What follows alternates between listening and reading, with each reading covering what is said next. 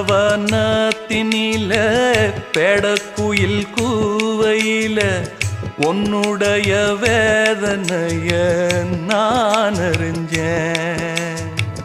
பொங்கலத்தில் மாலையிட ஒன்னிரண்டு தோளத்தொட என்ன தவம் செஞ்சேனோ என் மாமா.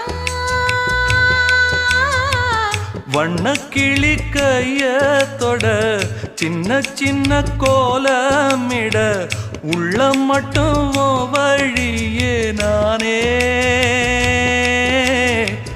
உள்ளம் மட்டும் வழியே நானே.